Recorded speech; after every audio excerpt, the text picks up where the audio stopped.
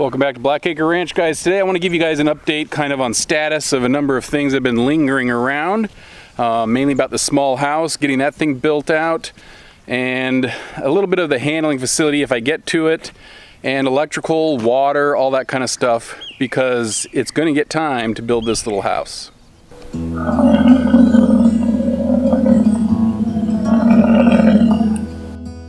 All right, guys. Behind me is our little house. This little house is 1,200 square feet. It's a 40 by 30 metal building. And this has been here since camp all began and everybody else was spawning the life around here, okay? So the goal is that we're gonna homestead this. We're gonna live here. We wanna start growing a bunch of stuff, everything. And we haven't been able to make it actually to the ranch for some little time. So we have moved ourselves closer so we have better access. We can get here, do things, and that's why we've been able to make so much progress over the last 6, 7, 8 months compared to before. But this little house is kind of, well, it's what we have to start working on because I'm tired of renting in a place and I want to just get out here to the ranch. So let me show you kind of what it is and what it looks like. All right, the house here is located at one of the highest points here on the ranch. This is where the dogs are. You guys have seen this house before. We've demoed it multiple times. And we've done other work on it to try and get the exterior ready for us to do stuff. This is located just right next to the pastures. This is pasture 6. We have 7 pastures planned. Only 6 and 7 are done. This is the feed spot where we do all the cubes, and then there's the pavilion. On the back side is the water tanks, and also the well is on that far side too. So I'm just spinning around here to kind of help give you guys some perspective. And then that's the big sanctuary barn building, where we did a bunch of demo way at the very beginning 2 years ago, just gutted that thing. And then that's where we also did all of the removal of trash from that trash episode you might have seen as well. Further, just bringing it back home, this is the small building. This was the double car garage. We're converting it to a single car garage and offices. This is where my law office will be out of. And also the ranch office and other things like this for managing the ranch and the property and so forth. So this is back to the big building here. Big, you want to call it, whatever. That garage was only 1,000 square feet. This is 1,200. So if you remember from some videos before, we had a huge covered carport that was dilapidated. You can see the posts that are still around. My parents removed this with my brother and my kids and my wife a number of weeks ago. Well, you've probably seen it in some episodes that it looks a little cleaner. Anyway, it does. They have taken this all down and they took that down. That was that built-in room and everything going on, and it's all cleared out. So we can now get access to everything on the backside here and go all the way down.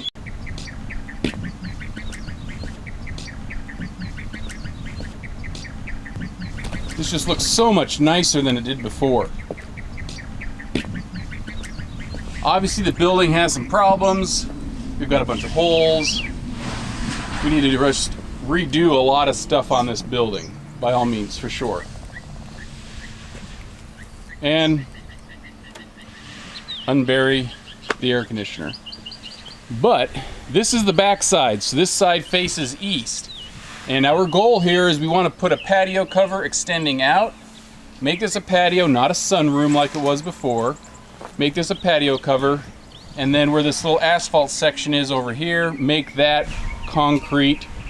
So that way we have a full length back patio where we can look and see all of the buffalo when they get worked or when they're in the facility here. So that would be just a nice view in the morning. Get out here and have some fun. So we're going to maintain and put up another carport structure here for everything, but that will come a little bit further down the road. Let's go inside. All right, so inside, guys, you've seen this before. This is the area. So this is a room, bathroom, room. This is where the kitchen kind of was, just a little L. Back room and front room up here, bathroom in between. So this is it. We now use this for some food storage, but this is the facility here. Now, if you're wondering, we moved from the Arlington area in DFW from a 5,500 square foot house, 6 kids, 5-car garage. It was great. Plenty of space, but you know, honestly, times are getting rough, and I just don't know that I want to be sitting there paying mortgages and all that stuff. I'm tired of debt. I hate it. So I thought, you know what, forget that. I want a simpler life. We want to move out here to the ranch. So we got rid of all that. We moved into a rental of a 1,400 square foot house, and now we're going to fix this up and live in a 1,200 square foot house. So I don't know, we're probably pretty crazy. This here is the kitchen, as I said. I'm going to remove this back door. This will all be kitchen right here. We'll put a window, maybe another window, however it is. That's where the sink was. We'll leave the sink here, probably put a range over here. However this works out, ending up, but this door is going to be moved to here and get replaced the window, because this will be double fridge, food storage, and laundry right here. So this will not be, in fact, a bedroom.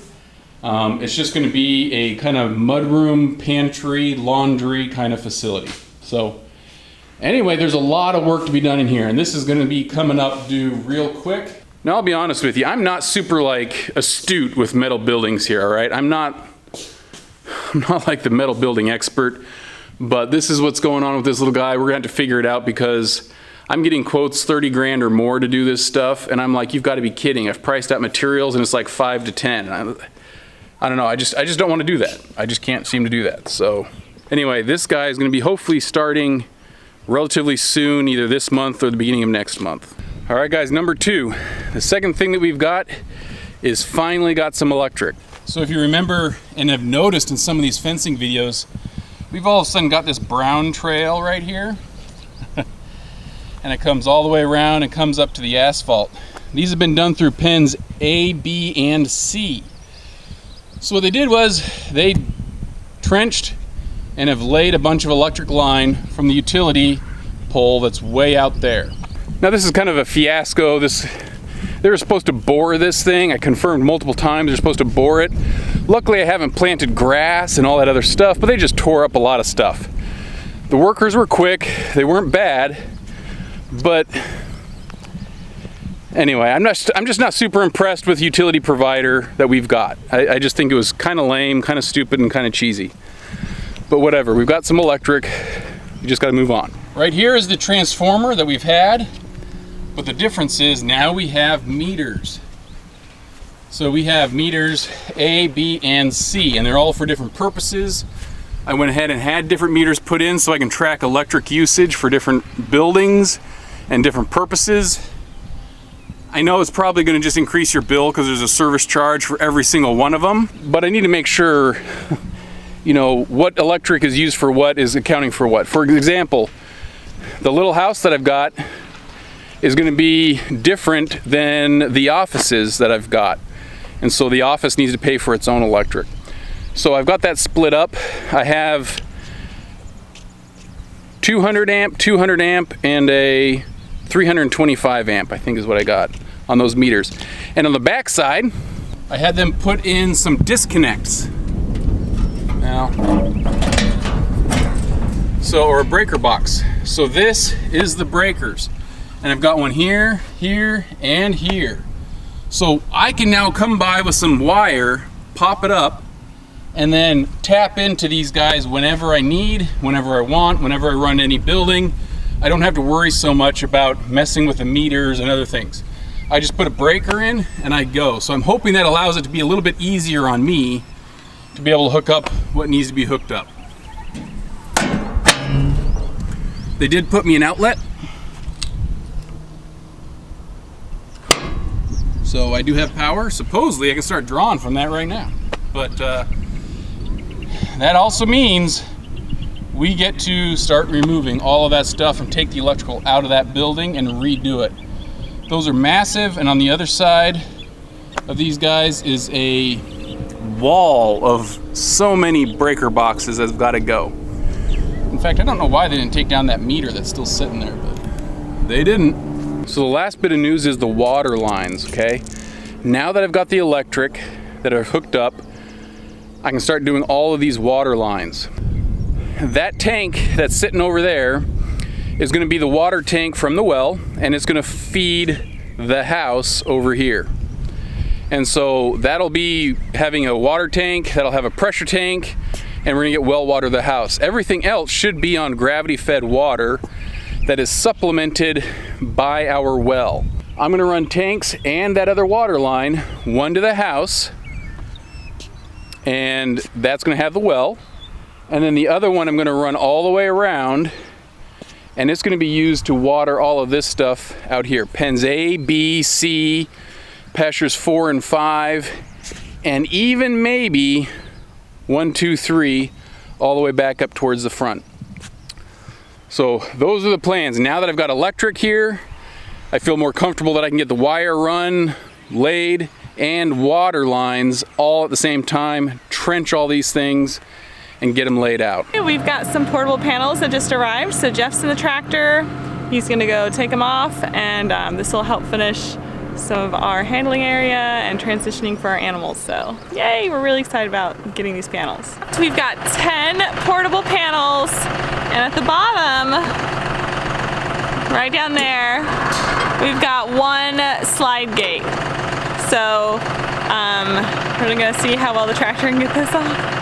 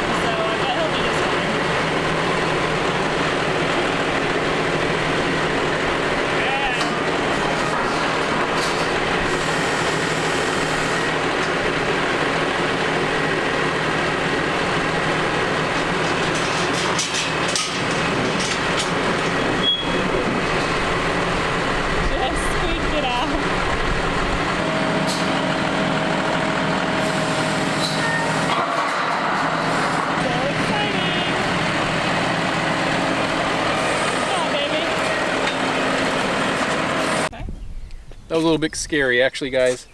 Second group swinging like that. I was just waiting for the front of the tractor to drop or something. But anyway, it went good. So far, a 50-75 has not let me down, I guess, on any weight stuff. So if you're starting a ranch, man, I don't know that I'd go any smaller. If you go any bigger, you're gonna have to have the DEF fluid, and I don't want to deal with that. Hence why I got a 75. But this is the gate. So I told you we're gonna get a panel or a facility update. This is the gate that I was never gonna weld, okay? I have dreams, I think I could weld it, I think it'd be good. You know, honestly, this cost me 375 bucks. By the time I got all the material and did everything else, it's just not, it wasn't gonna happen. Really? Come on, be honest with myself. So this gate is gonna stand on this end. And I needed this before I do the alleyway because I needed to know how thick this was gonna be dimensionally here to know where to put my posts. So the way that we have this set up is that the gate does not have metal.